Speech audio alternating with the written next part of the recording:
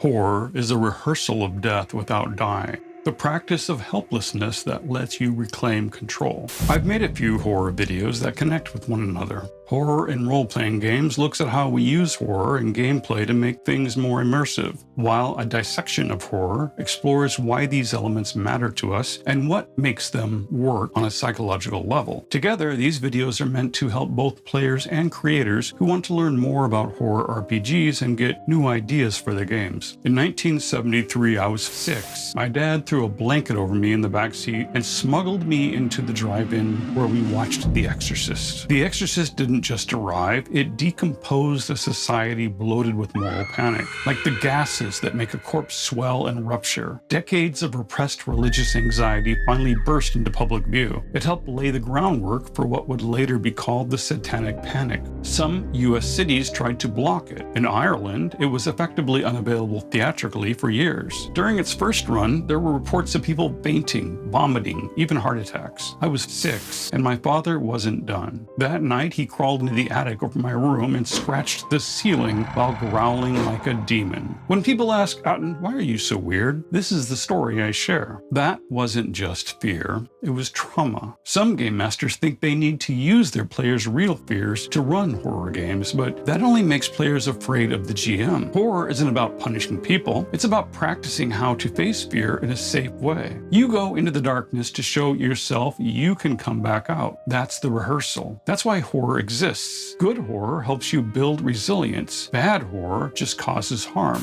Instead, game masters should aim to cultivate a sense of suspense and agency. By creating an atmosphere where players have control over their choices and outcomes, the thrill remains engaging rather than overwhelming. This approach not only respects players' boundaries, but also enhances the immersive experience, as players are driven by curiosity and the anticipation of the unknown. Fear is your brain saying, hey, something important is wrong. Be alert. Trauma is when it goes too far. Trauma says you're not safe, not anywhere. I didn't enjoy my first viewing of The Exorcist, or the bonus content that followed, but even as a child, I loved this vinyl. I played it to death. One side has spooky sound effects. The other combines those sounds to create immersive soundscapes. Ever since then, I've been observing that line between fear and trauma. Sound could transport me to frightening places, but I'd choose to go there, and I could lift the needle. That's the adult contract with horror. When you sit down to watch a scary film, the screen can't physically hurt you, and you can opt out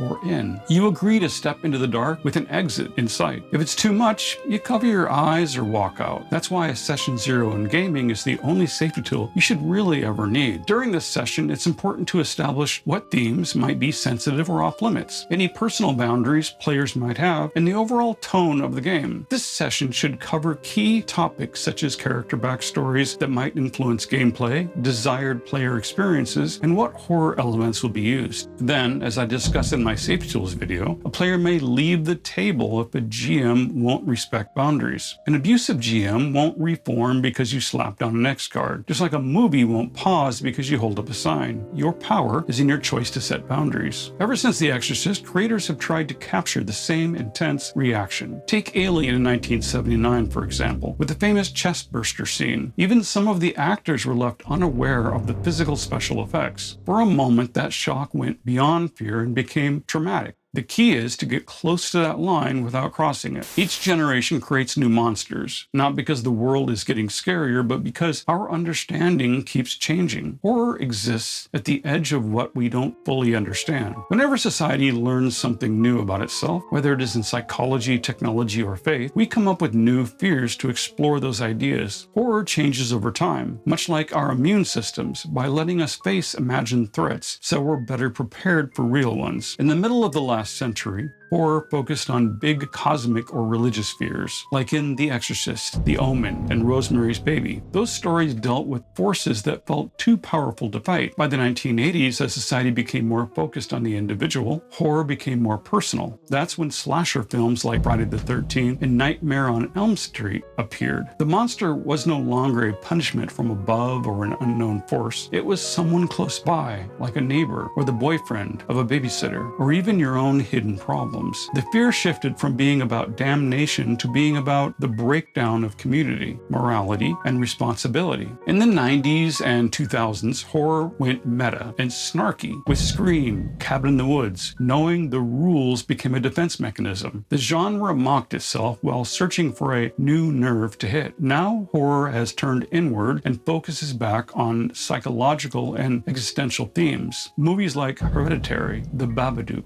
and Smile 2 scare us by exploring grief, mental illness, and trauma passed down through families. In these stories, the haunted house is your own mind, and the ghost is a thought you can't get away from. That's the idea behind my free adventure, The Within. The real horror comes from inside you. In this game, players face fears and anxieties that come from their own characters' minds, which are built into the story to create tension. Players might have to choose whether to face their inner demons or try to escape them, which makes the experience more immersive. The adventure is set up so that players work through their fears using interactive storytelling. Important moments in the game involve making choices that affect how the story and how the characters grow, so each playthrough feels unique. The Within also has a system that adjusts to each player's background, making every encounter feel personal. I'll explain more about that in my Dread RPG video. The scenario was inspired by TV shows from the 60s and 70s like The Outer Limits and Kolchak, The Night Stalker, which focused on strong ideas and a moody atmosphere. The Within also comes from a very personal place. For the past 9 months, I've been dealing with reoccurring seizures from an old injury, which feel like sudden betrayals happening in my own head. After a while, I started to see my brain not as a natural part of me, but as something fragile that I needed to look after. Do you remember that high school egg baby project in health class? 2 students would take care of an egg for a week to learn about responsibility, carrying it around everywhere and trying not to break it. Well, that's how I now think of my brain. It's like a fragile egg I have to keep safe, and I never know when something might break. That feeling where the monster is in your mind and you still have to protect it became the basis for The Within, and other mid-century stories where regular people encounter strange and unsettling things. These shows didn't use a lot of gore. Instead, they focused on one unsettling idea. What if you couldn't trust your own mind? If you want an epistemic horror where fear comes from reality collapsing, watch Incident in a Ghostland from 2018. That film weaponizes uncertainty more than gore. Some folks love slasher blood and guts. I'm more interested, though, in the feeling when the compass needle just keeps spinning. Imagine incorporating this concept into your RPG scenarios. Players might find themselves in worlds where familiar rules no longer apply. Mirrors become portals to other realities, or their own identities shift mysteriously. This can evoke a similar sense of disorientation and unease, challenging them to solve puzzles not just with intellect, but through an intuitive grasp of ever-shifting realities. And in my opinion, the best Lovecraft horror film ever made without actually being a Lovecraft film is Smile 2. In addition to being a near-perfect depiction of the horrors the protagonist of a Lovecraft fable endures, it is, in my view, an analogy of depression and self-harm where unliving oneself doesn't end the pain, it just transfers it to others. And lastly, I recommend the third Exorcist film. The only blood in that film appears neatly contained within glass jars, and that film offers great inspiration for what makes good horror without a single moment of gratuitous violence. Horror has always been a mirror for the unfinished parts of us, from demonic possession to neural misfires.